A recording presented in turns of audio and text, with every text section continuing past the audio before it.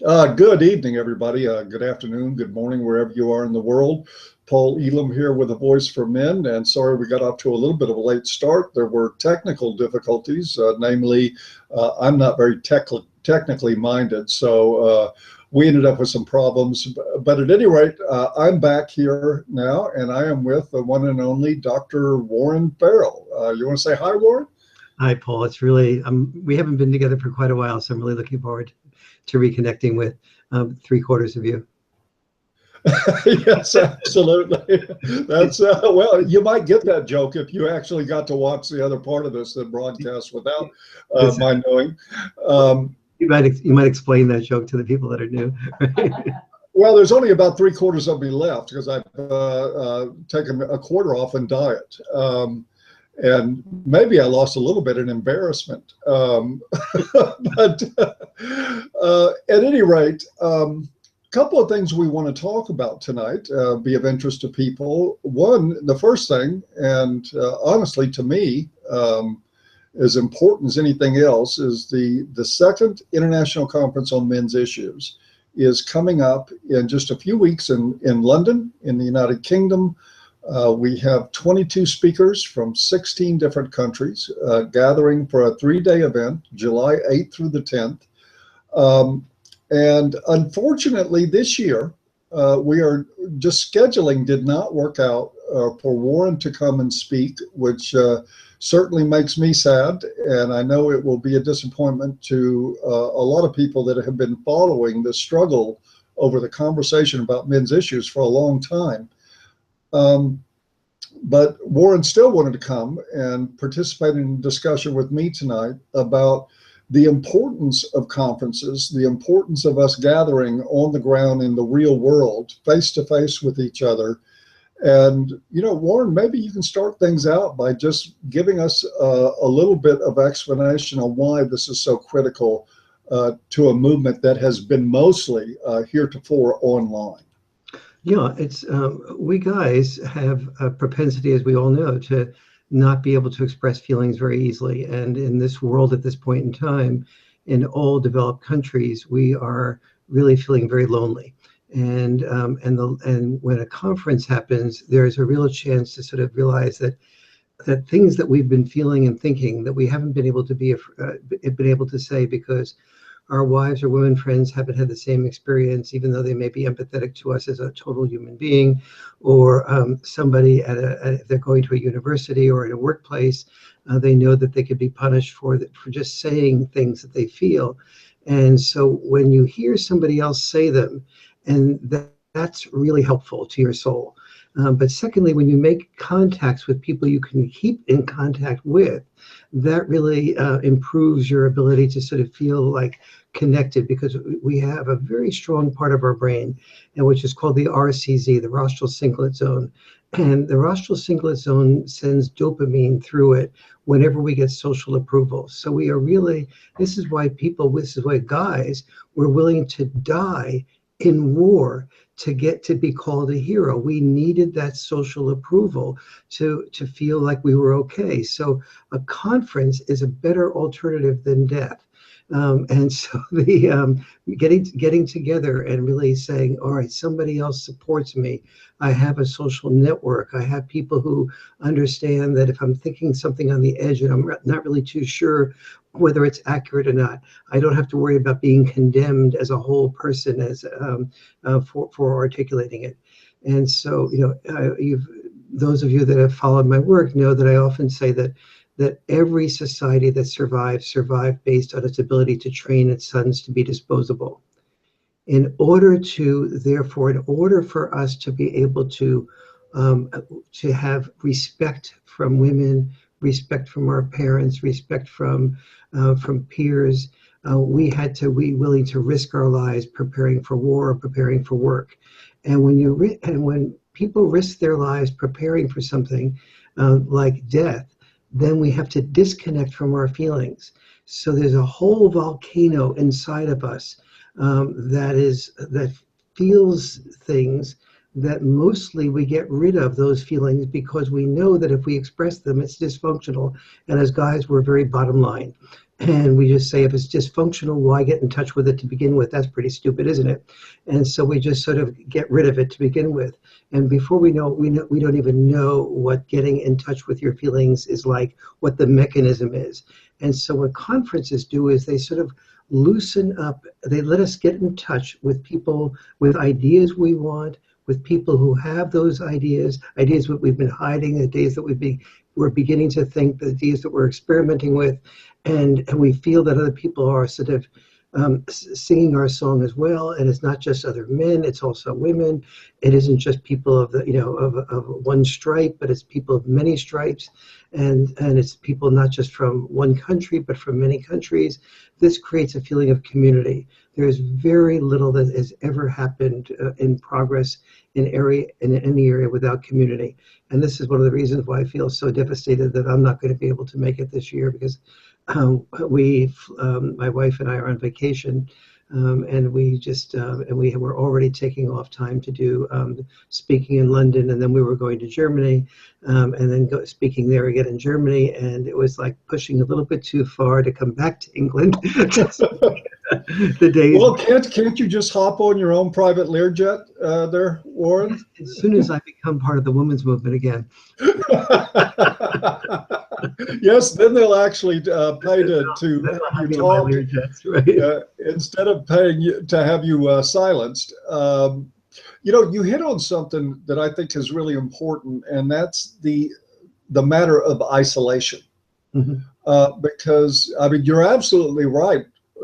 Men are generally isolated. Even in a world where they're rubbing elbows with each other and bumping against each other, they're isolated in many ways. Out in open society. And then you look at the world of men's advocates, mm-hmm. and it's like you have to apply a factor of 10 to the sense of isolation, because I'm in the fourth largest city in America. And there is no other, I have friends here, but there is no other really active men's activists for me to even associate with here in Houston. And so there is a sense of great separation from the people you share ideas with. And I think that was part of the magic. Anybody that was at ICMI 14 in St. Clair Shores, Michigan, outside of Detroit, knows that there was almost a magical sense in the air there, even in not the best of conditions. We weren't, we had to change venues because of opposition, and we were not we were in a place where the hosts were very gracious, but it was not the kind of place that we had aimed for getting in the beginning. And people that attended, it didn't seem to matter to them. They came together very nicely, and it was 3 days of some not just great talks by people, but some pretty remarkably, at least for me, Warren, emotional content, and sense of camaraderie. So that being said, I want to remind everybody that right now, by the way, you have 3 days left. The event has nearly sold out. I'm proud to say, nearly sold out of tickets. Mike Buchanan of Justice for Men and Boys has been able to open up a second room that's going to be used not for more seats, but just to expand the area a little bit, have areas for interviews and more area for refreshments and things like that. But the ticket sales have gone very well. There are some seats left, and you have 3 days to get them. You can get them at the Justice for Men and Boys website, or you can look at the right sidebar at avoiceformen.com, and you'll see a big banner there for get your tickets here. And after June 5th, they're going off the table, and they won't be sold at the door. So if you want to come, I would suggest doing that. This is shaping up to be a fantastic event at a beautiful venue at the Excel Center in London, and we're totally looking forward to it, even though I have to say that I'm somewhat grieving at the fact that Warren won't be there to join us for this one. Thank you, Paul. Yes, I'm also feeling very sad about that too. So Can you tell me a little bit more? And unless we can move on unless there's something else you wanted to add about the conference or about conferencing in general. It was just one thing that you and I mentioned the issue of loneliness, and you picked up on that, and the peril of speaking out on these issues. People who know my background know that for a while I was speaking all around the world on feminist issues, and before I got my doctorate, I was getting offers from Columbia University and Brooklyn College and places like that to teach there. And then as I started to speak out again on men's issues, I had been making my living speaking all around on campuses all around the country. And that was a really good living. I was doing that from a feminist perspective. And as I began to integrate the men's perspective, even as I got men to do men's beauty contests, and then which was to immerse themselves in the female experience of being in the beauty contest of everyday life that women go through. And so every feminist in the audience saw that I was really helping the guys understand some of the tendencies to be a sex object that women experience. And then I had asked them to reverse roles, because reversing roles is the best way of having compassion for the other person. And so I would then ask the women to risk coming up and asking the men out on a role reversal date, and at least giving them risking holding their hands and giving them a quick kiss on the cheek or something. And I asked the guys to get into the female role on that.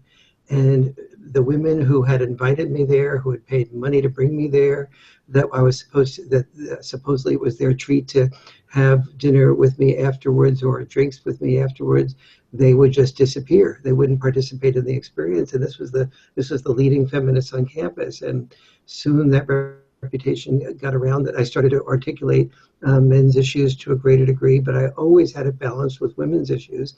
And I would always keep at least a 2-to-1 ratio of supporting women to having compassion for men. And because I knew, I didn't want to just totally slip myself across the neck, but very quickly, I don't mean slowly, I mean really quickly, my speaking engagements disappeared until I went from about 40 or 50 per year down to 0 to 1 per year. And so it was really a complete loss of my income in that area.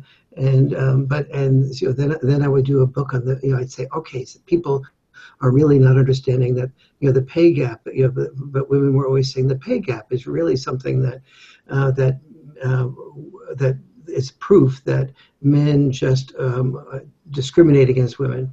So I write this book, why men earn more and what women can do about it, explaining what women can not, that the pay gap is not about discrimination. It's about 25 decisions that women make and men make together that lead to women actually having better lives, but men earning more money because of the sacrifices they make. And so here's 25 ways that those women who are focusing on money, who need money, can go ahead and get money. And so I made this proposal to, my agent submits this proposal to Simon & Schuster, and Fred Hills at Simon & Schuster says, this is the best proposal I've read in my 30 years of working as an editor. Diane Reverend at HarperCollins reads it, calls my agent and says, this is the best proposal she's ever read. They both bring it into their staff at HarperCollins and Simon & Schuster, and the feminists on their staff say, I don't want to read it. I don't even want to read the proposal. If he is suggesting that the pay gap is about discrimination, I want nothing to do with it. We should not support this, and it's just a tirade. And they said, Warren, I'm sorry. We have seniority here. And I knew that they had seniority. But I can't in good conscience advise that our company publish a book that so many people are feeling such adamant opposition to.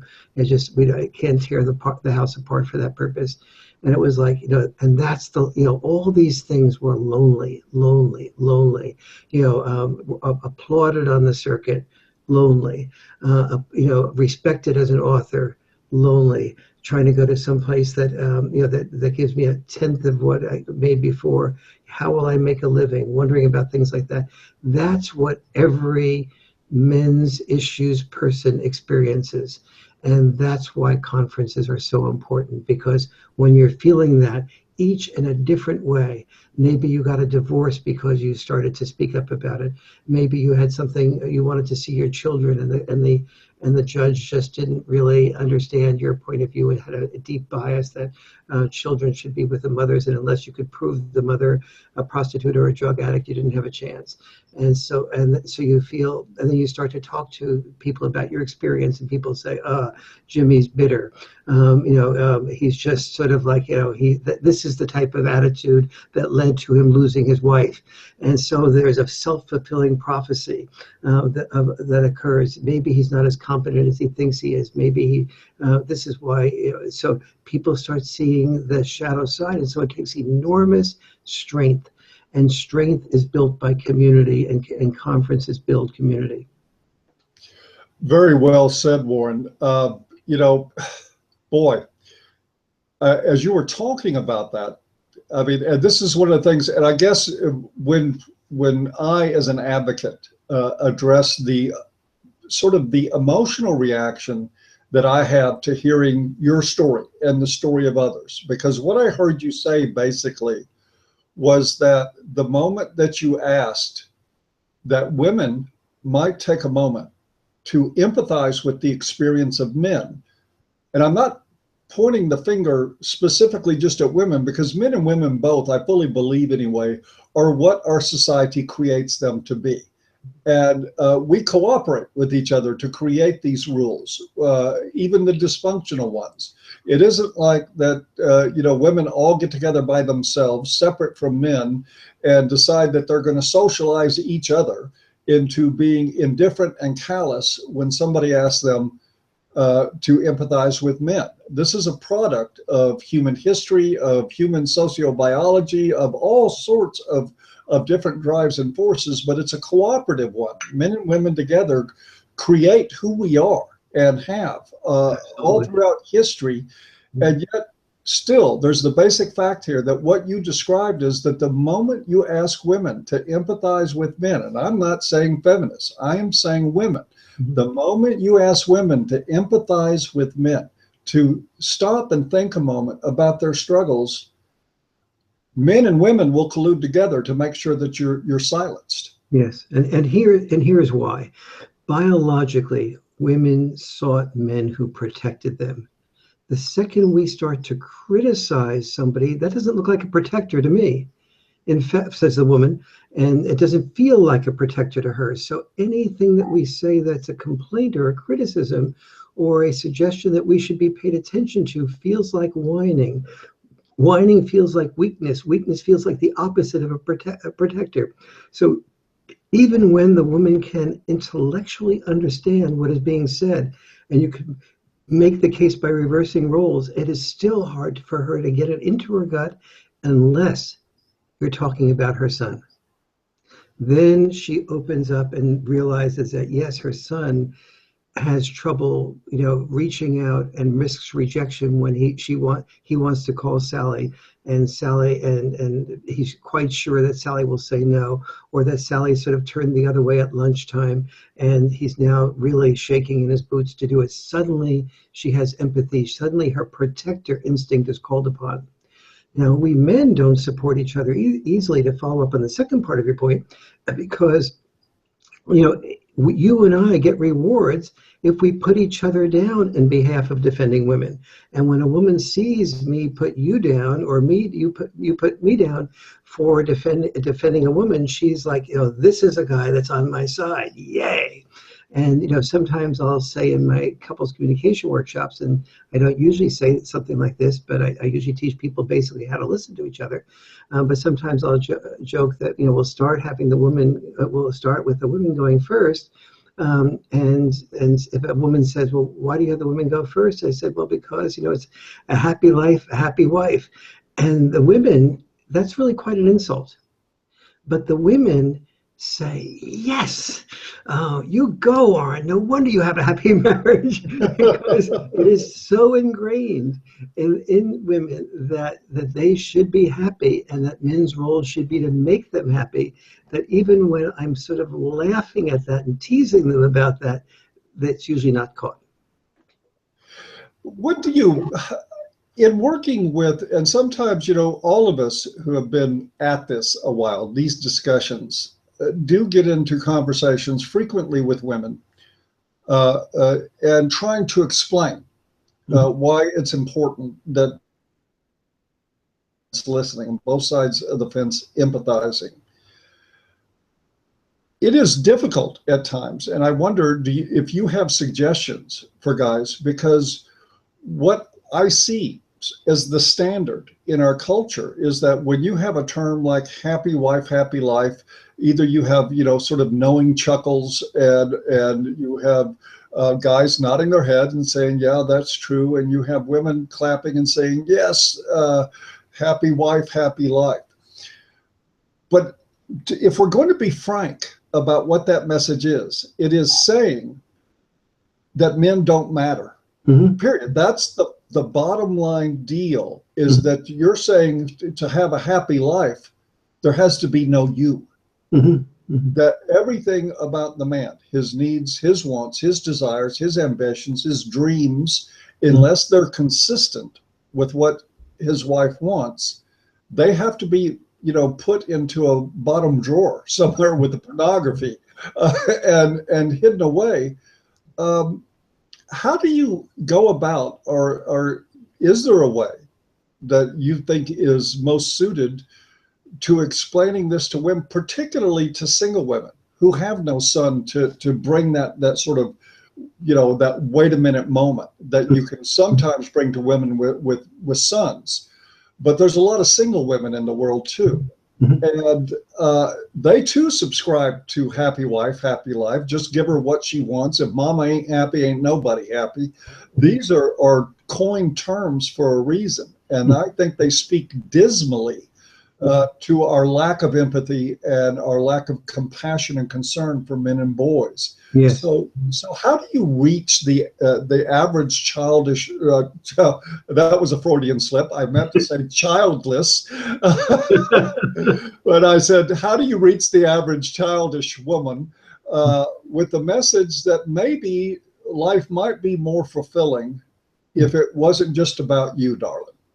Yeah, and the way that I do that in my couples workshops is basically I say, so that joke is related to the woman going first. But the good news is that once a woman goes first and she feels centered and she feels heard, she then she can be persuaded to open up to the man's experiences. So here's the way it actually goes. And I just finished a Esalen couples communication workshop a few days ago, so it's very fresh in my mind. And I did the thing about the women going first, and the one woman asked it, and I actually this time I didn't say that, but other times I do. And so the women say. So the women went and expressed their grievance and their feelings. And before I have a man listen to it, I basically say to everybody that no human being is able to hear personal criticism without becoming defensive. That biologically, when you heard criticism, it was potentially an enemy. And it was functional to get up your defenses in order not to be attacked by the enemy. And it was functional to kill the enemy before the enemy killed you. And if you were wrong that the person was an enemy, no worries, you survived. And so that's all, we're all the descendants of that type of attitude. That works pretty well for survival, but it works absolutely terribly for love. Because the thing that every human being needs more than anything else, and we especially need it from the people we love, is to be listened to. So the first things I have both men and women do is to go through an exercise saying if your wife or husband had a 50% chance of dying, let's say they're drowning or a car is coming on, and you had you knew within a second that you could save his life, but you'd have to have a 50% chance of losing your own life.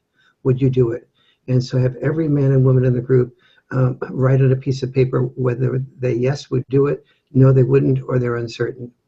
And so in this last workshop, there were about 40 couples. And then I tell the couples ahead of time that your partner will never see this piece of paper. And then I have all the men roll their pieces of paper into identical little balls, toss their balls in one side of the room. Women toss their balls, their wrinkled up pieces of paper on the other side of the room. Women mix the papers around, pick up, and the women all read what the men's answers are. The men all read what the women, the men all read what the men's answers are. The women all read what the women's answers are. So there's no chance that anybody will recognize the handwriting of their partner. And so then this last workshop, 40 couples, 40 men, 39 out of the 40 said yes, they would risk their lives dying for their partner. The women sat there stunned. One man said uncertain, and 39 said yes. Of the women, about 31, 32 said yes. About 30 said yes, I think, and a few said uncertain, but none said that they wouldn't. I do a second level of the experiment. If you won't lose your life, will you give up your arm or leg? Okay, so here almost everybody was sitting across from somebody that would have sacrificed significantly to them, to the realm, to the degree of death. So I'm then able to say to the women, when the man says everything when the woman is the first one to go, she says everything that's bothering her. Then, but before she says that, I have the man move into an altered state. He says he does 6 mindsets. The first mindset is, if I will die, and he says this out loud to the woman, if I will die for you, at least I can listen so you will blossom. And he just internally takes that in. And then he shares a love guarantee of, like, if I provide a safe space for you listening to me, for you saying whatever you need to say, if you say whatever you need to say and I provide a safe space for it, so you know that I'm not going to interrupt or say anything other, you will probably feel more love you will feel more loved by me. Therefore, you will feel more love for me. And they go through a number of other mindsets like that, in which they visualize something that helps them see that hearing their partner's perspective, that their partner is so precious, and hearing their perspective is like such a minimal thing to do, but that they must never hear it unless they are altered their natural state and moved into a centered space. So I have every couple negotiate that 166 hours of the week will be a conflict-free zone, not a criticism-free zone, but a conflict-free zone. So they take criticisms and I teach them what to do with the criticisms so they don't turn into conflict. And then they take and they write those criticisms down and they respond to them on a computer. And then at the end of the week, 2 hours they spend doing a caring and sharing session together. And during that caring and sharing session, they take the issue that's most important and their partner hears that issue from their perspective. Then they have a chance to respond to that perspective. So the women, after the men heard the women, I said, now the men, you have a perspective on this, on what you just heard. And then I get the women to move into their altered state and see how, feel how precious the men are and listen to the man's story. I've done a huge amount of preparation for them on this issue. And they move into that altered state, but about a third of the women will say something like, this isn't right. A few minutes ago, he heard everything I said. How could he say what he's saying if he heard everything I said? And I've already explained that that everyone has a different story. Everyone has a way of looking at it. And so I stop the women. I teach them how to say hold when they can't hold the centered space. And then they try again, and they realize that this is the man that they love, and this is the man that they might die for, etc. And they get back into that space. And after 2 or 3 times of practicing and rehearsing, the women can usually do that. So both sexes have the capacity to do that. Yes, it takes women a little bit longer to get there, to listen to the men when they're being critical of them, than it does than it takes the man to do that for the women. But nevertheless, within the course of a weekend workshop, they both can do that for each other. And that's really, and that's the work we basically need to do before we expect the other sex to understand us. Not before we expect men to understand women, Men have basically spent the last half century at least listening peripherally, if not directly, or compassionately to women. Basically, men have listened either compassionately, peripherally, or buried their heads in the sand and hoped the bullets would miss. You know what I mean? But Yep. one way or the other, what used to be we had a battle of the sexes. We've recently had a war in which only one sex has shown up, and men have basically put their heads in the sand and hoped the bullets would miss. And that's dangerous. That's dangerous not only to men and women, but it's dangerous for our children to see that happening. When I first did my first work with our daughter and her first boyfriend, I didn't think she was at all tuned into how Liz, my wife, and I communicate. And as I started to share some of the things and articulate them in the work with her, when that was the first time she had any interest in paying attention to these issues, when she had trouble with her boyfriend before, because she was quite certain she didn't have any need to know any of this before she had her first boyfriend. And so when she said that, she goes, "My God, this is what you and Mom do, isn't it?" Suddenly it all came together in a. In other words, she was normal. Yeah, she was. Yeah, she was right. She had her eureka moment, and this is all in response to your question, like, what can we do? Is there any hope? And there really is hope, but it's our fundamental. And the reason I came to be doing these couples communication workshops is I realized that even when when I first started speaking and I was explaining women's perspective to men and men's perspective to women, I would get these very strong standing ovations. But I came back a year later and nothing had really changed with the couple. And I realized that people don't take in words in any way that changes their defense mechanisms. They may change an intellectual perspective with words, but they don't change their emotional defense mechanisms toward their partner with words being heard by a lecturer. The person that gets the reward is the lecturer, not the people who are being helped. So that's what got me into doing the role reversal things. That did help to some degree. But it's still a year or two later, there were still very fundamental conflicts that were tearing couples apart.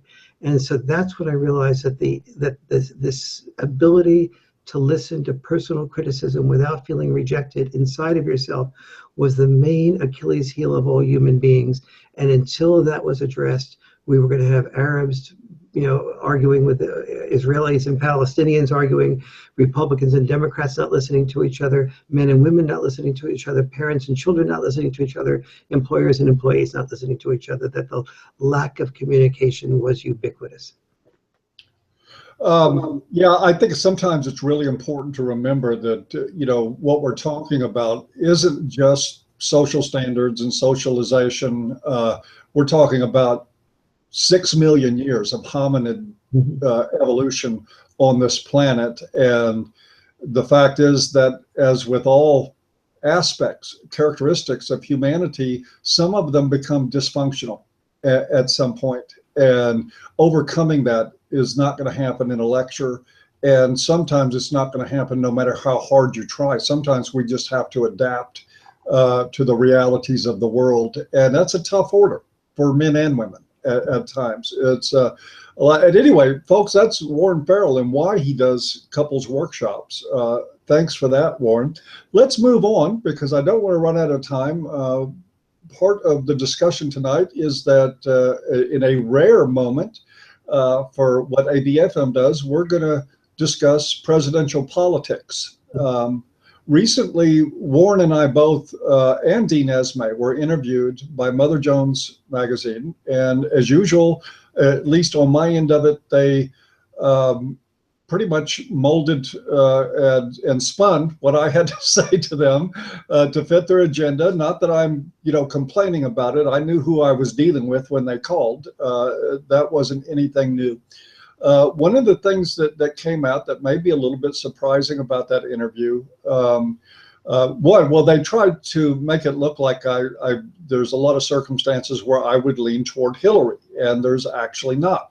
But Warren is somebody, and folks, look, I know there's a contingent out there that sees this whole thing as a left-right struggle. I still do not share this thing, and I think that worldview builds walls between us that don't need to be there as men's advocates. We have to be able to discuss our similarities and find common ground, and we have to be able to identify and work with our differences. And I guess that's part of where I want to go with some of this conversation here tonight. It came out in the interview that Warren had endorsed Hillary Clinton as a presidential nominee. First, let me ask, since we're talking about Mother Jones, was that true? Yes, actually, that's the first thing that Mother Jones has gotten true in quite a while. Or gotten accurate, I should say. That is, so they, okay. So now that leaves me, I've got to ask some questions, Warren, because I can promise you, since that magazine, my inbox has had some additional traffic. Wanted to know, and let me just paraphrase, if I can, the content of some of the questions that I've gotten in email and on my Skype Messenger and other forms of communication, and even a couple of times on my phone with people that are closer to me calling me. Hillary Clinton has been endorsed by the National Organization for Women. She's been endorsed by the feminist majority. In her campaign right now, she is playing the same tired old war on women rhetoric and wage gap with the implication that this is a matter of sexual discrimination and that women are oppressed and that we need to do something about that, playing the gender card in very strong suit. By all appearances, I mean, Hillary Clinton is the candidate who said some years ago that it wasn't the dead and maimed and crippled men who were the primary victims of war. It was the women who survived despite the fact that their husbands were blown away. I mean, and the list goes on and on and on about Hillary. Why would you choose to endorse a candidate who so clearly stands as an impediment to many of the issues faced by men and boys in this culture? So I'm just going to ask you that point blank. Yes. First of all, everything you said, I agree with. She is absolutely terrible on gender issues. I did attend 2 presentations that she gave recently, and she was absolutely terrible on gender issues from our perspective. And so, which reinforces the question, like, well, if you saw it yourself, and how can you support her? So the reason I support her more than is not because I would support her if I had a reasonable choice. Trump is, in my opinion, the most dangerous person being a viable presidential candidate in the 70 years that I've been alive.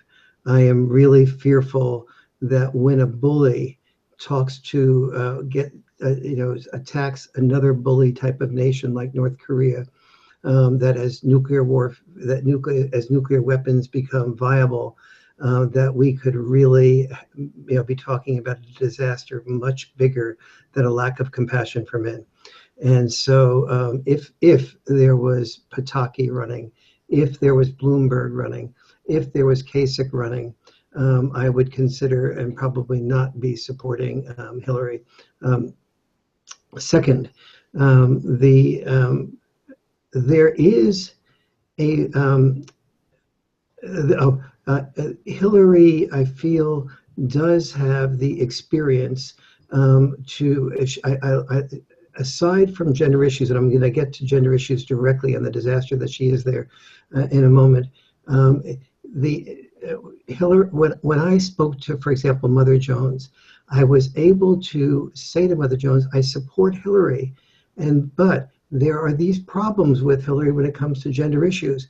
When Trump says many men are petrified speaking to women these days, he taps into a part of the culture that is real, that our sons are afraid to speak to women, but our sons are also afraid not only to speak to women because in general they fear rejection. And in general, they're told sex is dirty, you initiate the dirt. But there's laws like the affirmative consent law in California that make it, if he's on a college campus, if your son is on a college campus and he reaches out to take the hand of a woman and the woman doesn't say yes first, that is, if she does not give an affirmative consent, your son can be sued for sexual harassment. That's a disaster. So I'm able to say this to Mother Jones, and because I have framed myself as a Clinton supporter, I'm able to get some space saying where Trump has nevertheless understood some of men's fears in a way that Clinton does not understand men's fears. And so I'm able to, I have tried to reach out to all three campaigns, the Trump, Sanders, and Clinton campaign, to communicate with them about the need to create a White House Council on Boys and Men. The Libertarians, and I've also reached out to Libertarians, the Libertarians want nothing to do with it because it's government. The Republicans want nothing to do with it because it's government. But the only people who, Sanders campaign has not responded at any level. The only people that have responded are three people in the Hillary Clinton campaign, and they're in dialogue with me about this. Now, they are saying to me that they are taking the things that I write and say to them and holding meetings and talking with them about this, and it all comes as, this will be no surprise to any of us, it all comes as a shock to them that the pay gap could be seen as anything but discrimination against women. And it hasn't sunk in yet, and it's not going to be. So the question is, do I really have any hope that they're going to change? Probably not. If I were doing betting and predicting, the answer is probably not. I'd probably put that prediction at about the 80% level. But at the same time, if I don't try, it's at the 100% level that nothing will happen, and I'll have no chance of planting seeds anywhere in that campaign. And if I can talk indirectly to Ann O'Leary, who's one of the top policy advisors, and directly to people like Ed Meir and Jen Klein, who are fairly high up in the level, and they can begin to say, well, we're interested in getting votes away from Trump, and he has a huge advantage in the male community, and I'm explaining what there is that men are feeling when Hillary says the types of things that she's saying. And here is why father involvement will support women. Here's why father involvement is a woman's issue as well as a father's issue.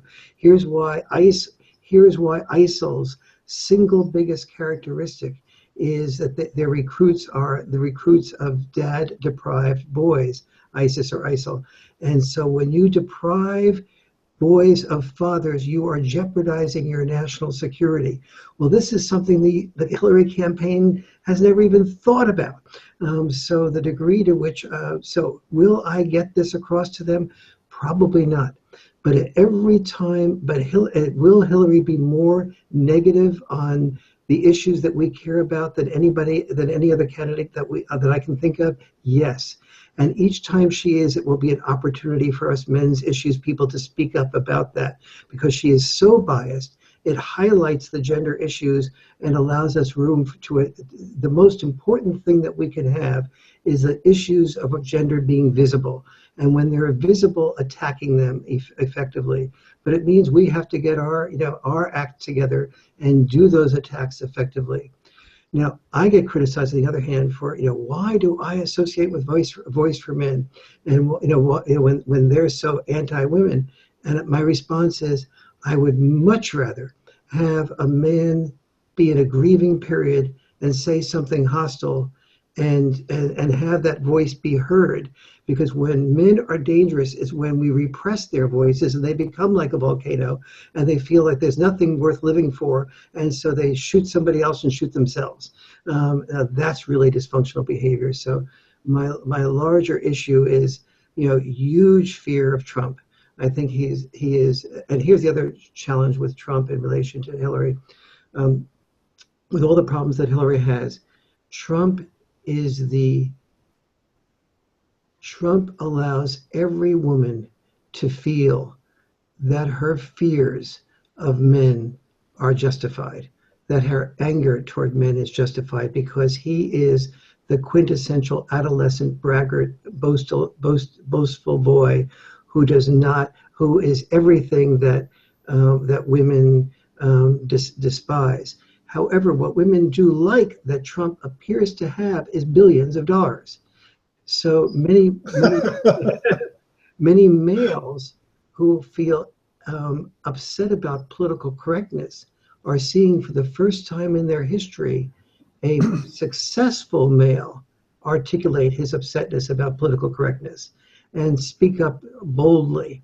And so that part of Trump, questioning political correctness and speaking up boldly and being able to say to somebody, here's men's perspective on that, or say things in a way that men would say it, that's good. But the part that that I'm very worried about is that he will be a representative of what many people will feel is misogyny that will set men back even further and make it harder for men to dig out. It's one thing for men who are really feeling lonely and isolated to have a voice and be able to articulate it. But when you're in this type of position of power and you're acting like a boy who goes, you disagree with me? Well, you're a loser. That's the type of thing that we saw kids in 8th grade say. Let me interject something about that. A couple of questions, Warren. I mean, you certainly make, I think, some good points. I don't know if I agree with all of it, but me either.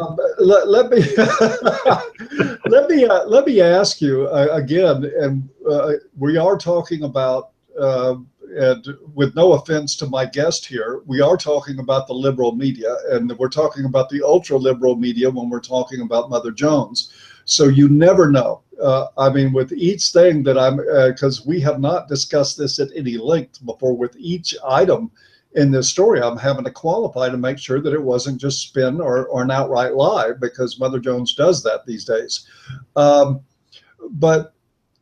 And I want to make it clear that I'm not saying this particularly in defense of Donald Trump as a candidate. I certainly have not so much concerns. I don't share Warren's concerns about his decision-making ability. I do have some policy concerns, particularly, I think, and I'll give you one example. Who scares me is Chris Christie. And he scares me, and I mean seriously. I think that Chris Christie in that administration in a position of power would result in mass incarcerations of primarily men. I believe that with all my heart. I believe that this insane the war on drugs has proven to be an abysmal failure. And approaching substance abuse as a criminal instead of a mental health issue has proven to be a horrible, horrible choice that has cost untold lives, untold money, filled our prisons, and resulted, I live 200 miles from the border with Mexico, and there's a river of blood down there over this war on drugs. And people like Chris Christie coming into the picture really scare the living hell out of me. So understand that I'm not saying this in a direct defense of Trump. But I noticed in the Mother Jones piece, Warren, that they quoted you as saying something to the effect that Trump represented the worst of what men could be in many ways. But I wondered, when I look at Trump, yes, I see a guy that's ballsy, for lack of a better word. He is abrupt. He is rude at times. He is certainly not politically correct. But I also see an incredibly successful guy with, for all intents and purposes, on all outward appearances, children that are a product of a home with a father who are successful and balanced and articulate and intelligent on their own. And I'm wondering, one, if Mother Jones got everything right, and two, if maybe Donald deserves a little bit more of a fair shake than just being condensed into everything that's wrong with men. So take that and run with it. Yeah, absolutely. First of all, I think, and part of what it allowed me to do with Mother Jones, and they did quote me a couple other places in that article on saying that that Trump also articulated a number of other things accurately about men that had not been articulated by anything else. And this was one of the reasons why men were responding to him. And he doesn't only, and so, and the flip side of the coin about the boyish, his abruptness and so on is that in saying things in defense of men, or putting or saying I'm not going to be manipulated by the fear of being able to speak directly to a woman and abruptly, that type of courage is something that men are in a way hoping to have represent them well. That is, men have been dying from the political correctness that stifles them from saying the things that are their reality in the world. And Trump, I think, and so Trump is saying that part of what Trump is doing, I think, is very positive, and that's creating, and one of the good things about all this is it's going to create a gender dialogue that we've never seen before, because Trump is so willing to penetrate and not fearful. So the lack of fear that Trump has, I applaud. It's the boyish. Not the boyish, because boyishness is fine. It's the putting down of people that disagree with him. He represents the very worst in listening skills, and the very worst in braggadocio. And then I think he will also be, I believe he will also be seen eventually to be to some degree a scam artist. That the Trump University and things like that are the essence of what somebody who is a scam artist does. They promise more than they can deliver, and when people are given hope at a level that he gives it, and then they don't deliver, and they have a cynicism about whether or not they need to deliver on it, and then cover it up. That's when people feel really hurt and let down. And well, surely you're not suggesting that Donald Trump will be the first politician that didn't deliver on his promises. And of course, yeah. The difference, Paul, is that Donald does it better than anybody. In other words, and so like Mussolini, like Hitler, like people who are the demagogues of our time, the difference is not what the difference is not what they promised. It's the power that they had in their personality to make Germany great again, and then make America great again. And you believe, and when people have a need to believe, and it's always the most vulnerable who have the greatest need to believe. People pick on, old elderly people. People pick on people who are isolated, and they say, if you send in this $20, God will give you 20 times more blessings, and so on.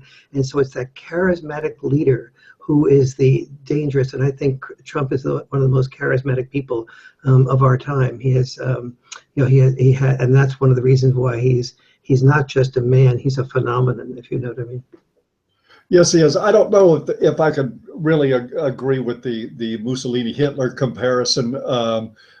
Godwin's law is something that is a delicate thing to break, but that's fine. I want to move on to another part of this, another question I have for you. Now, sometimes it's easy to forget that, particularly, men of our generation, that the Clinton history is not something at the forefront of a lot of young voters' minds. We have a lot of new young voters that have come out in support of Bernie Sanders. There's a lot of young voters that are supporting Hillary. And they may not be aware, and they probably won't be. My guess is that Donald Trump will most likely, during the course of this campaign, have almost a psychodrama type playing out and rehashing of 1980s and early 90s America with Bill Clinton's, for lack of a better word, basically being a serial sex abuser. And all the evidence pointing to that, and a lot of evidence, at least from the women that he did abuse, saying that Hillary was a part of crushing their voice in the aftermath of that. Since you're supporting her, are you concerned that she could be damaged by some of the realities? I mean, because if you look at some of these cases, they are incredibly damning of both Clintons in their behavior.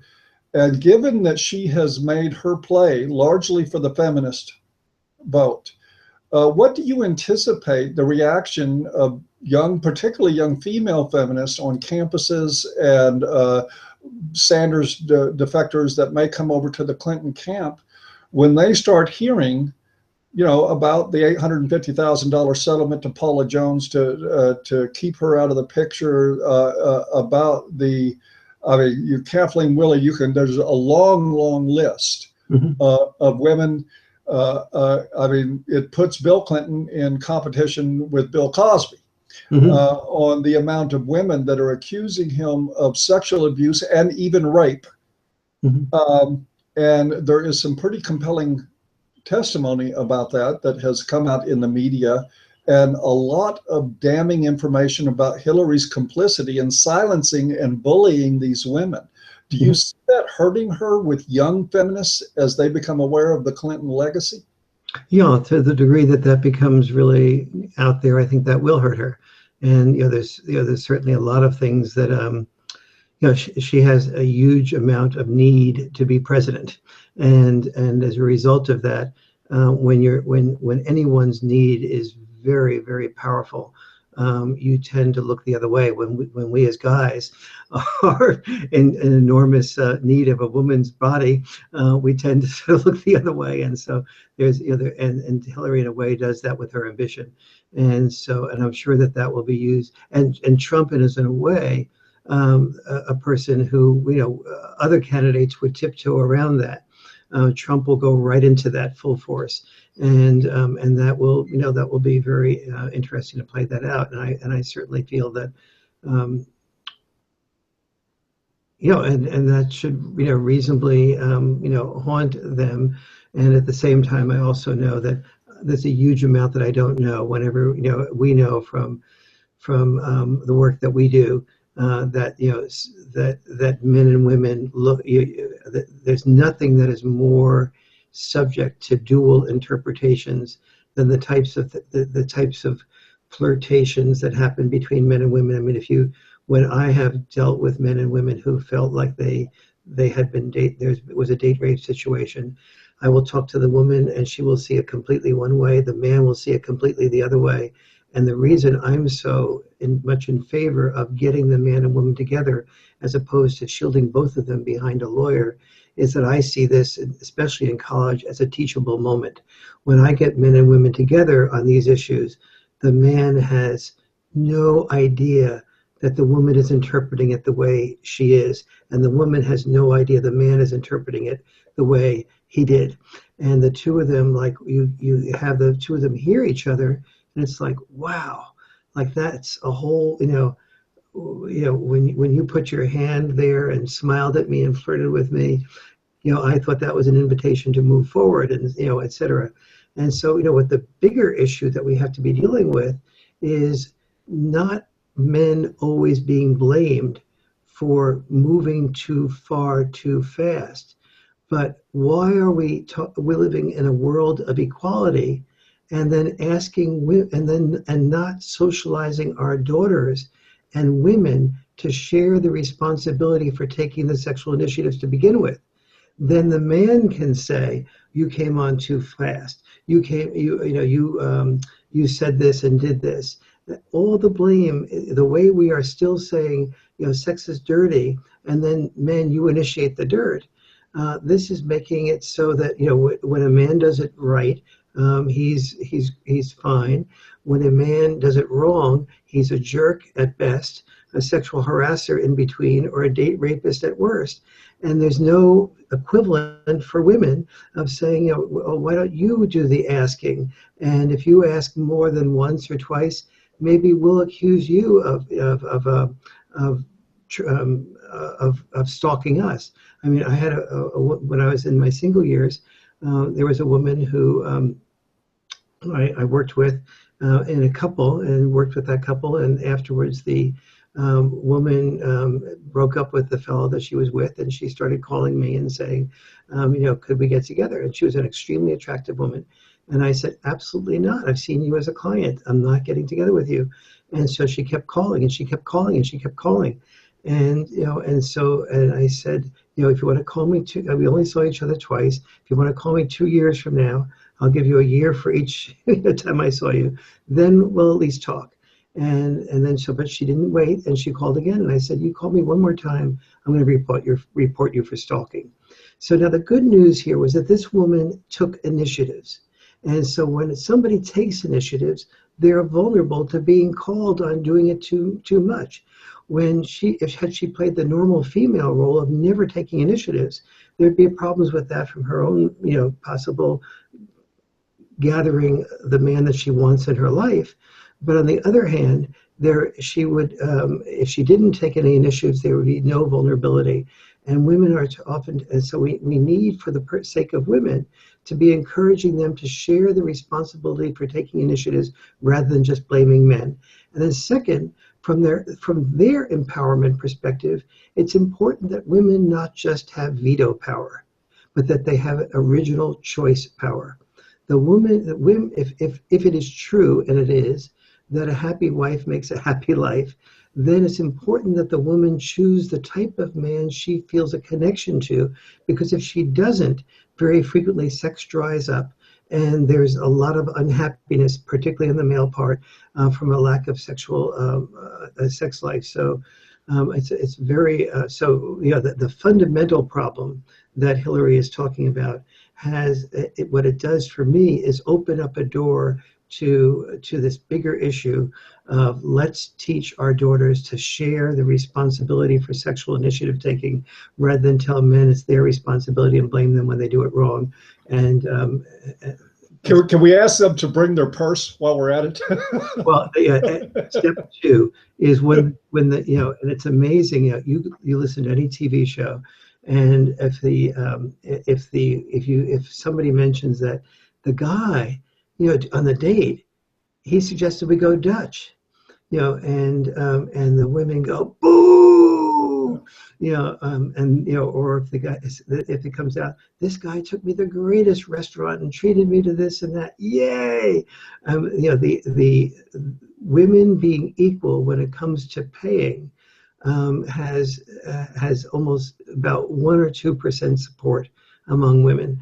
The only place where women support it is having that they will pay if they don't have a sexual interest in the man, or if they're in college, and maybe they recognize that they're both in precarious financial positions. But once graduating from college, there is a huge tendency to still, and here's the way you check that out. You go to the host at any major, really high upscale restaurant, high quality upscale restaurant, and you ask the maitre d' there, except for birthdays and anniversaries, if among people that you sense are single, who pays for dinner? And they'll say about 99% of the time that the male still pays. And this is, in a place where equality is what we say we want. Well, and I go with also, Warren, we have to certainly agree that we need to inform women that bringing their own willingness to assert for themselves in sexual encounters and to bring their purse is important. But I think we also, too, really need to get the message across to men that you get what you pay for in life. And if you fish with stink bait, you catch bottom feeders. That's a reality of life. And I mean, I don't mean that to sound incredibly harsh, but the fact of the matter is that we condition people to treat us particular ways in life. Yes. And if men won't assert that they have value in a relationship other than their wallet, then they're going to end up in relationships that do not value them except for their wallet. Yes. And we can blame women for that all we want to.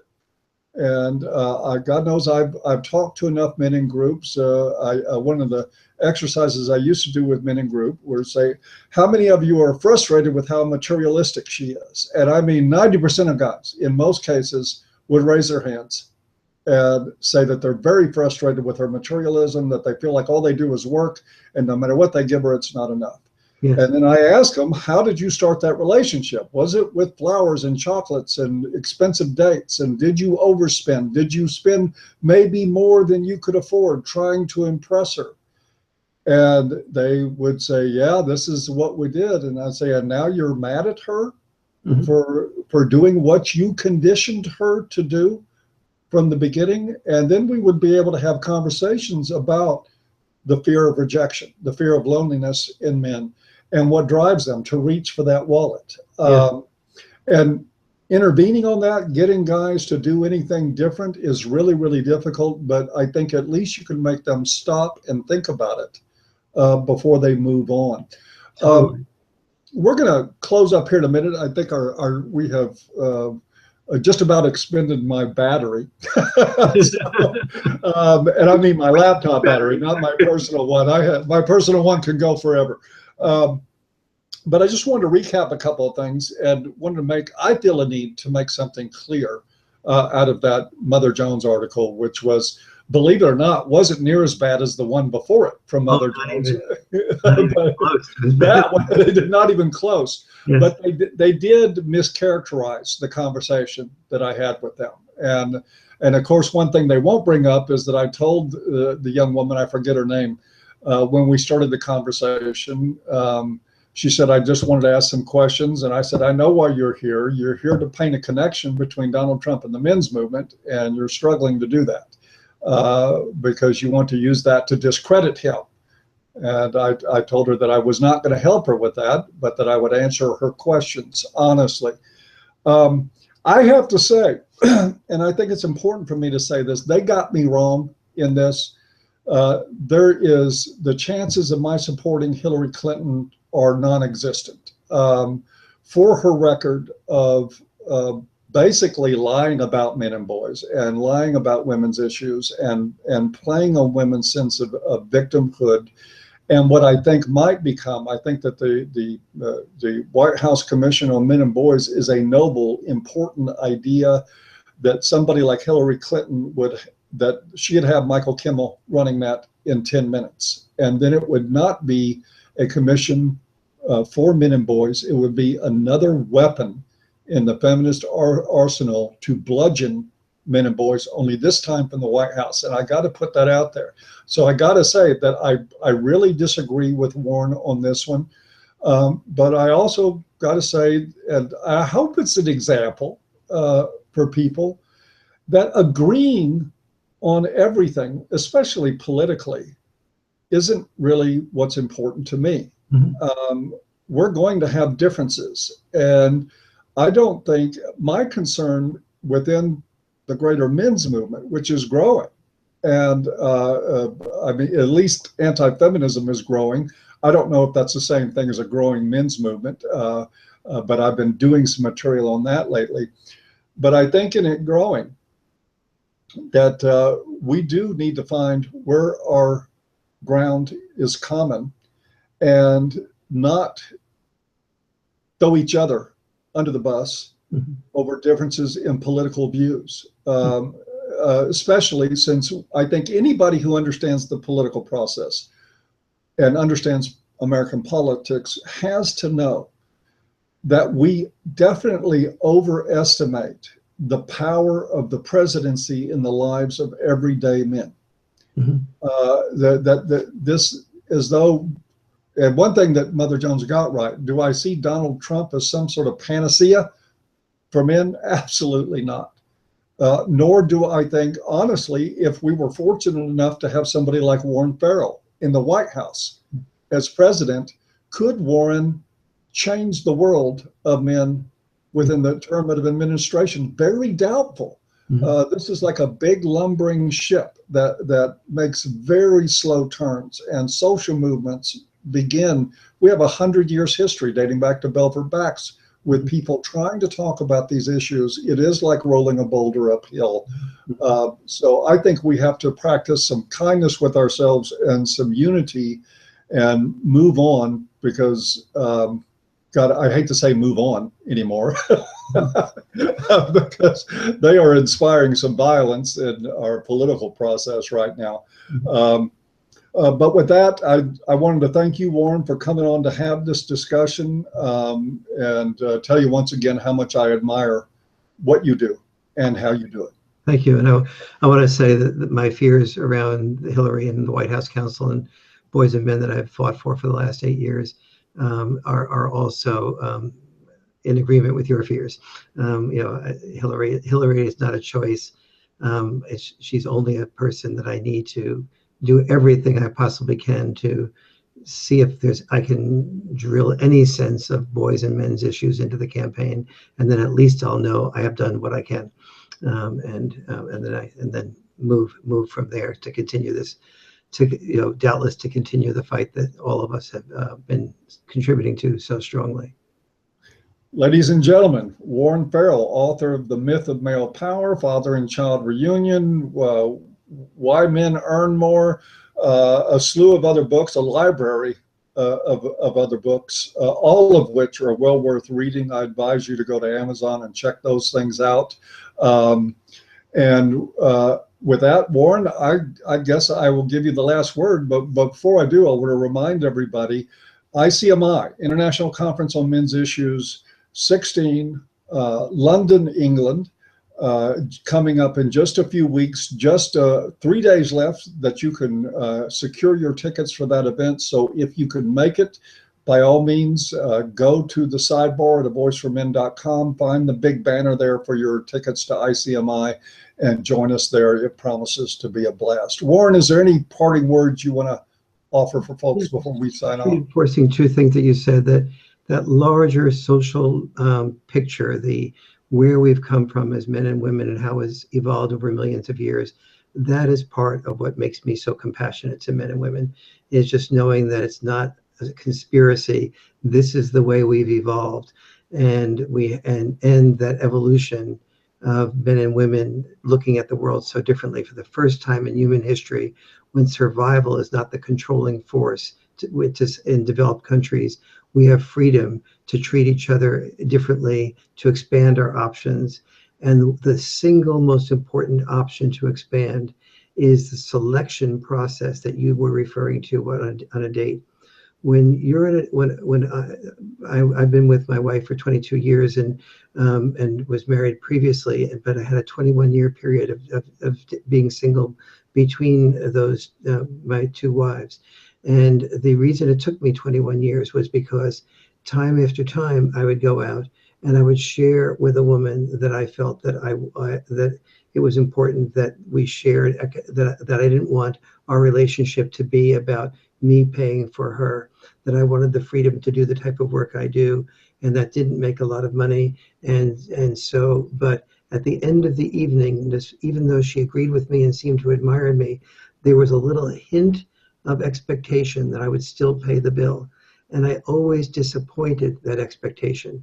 And I explained to her, usually ahead of time, that I would probably disappoint that expectation, because I wanted to be sure that I didn't get involved with somebody that expected that romance equals me paying.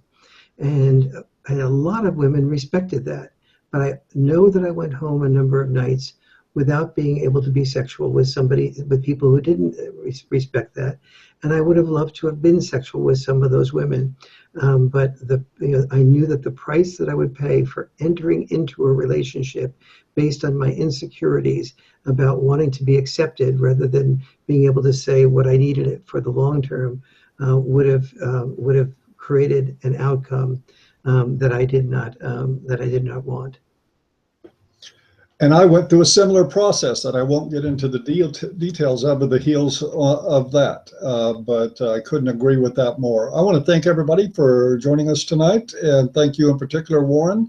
With that, I will say good night to everybody, and we'll see you next time. Good night. Really a pleasure.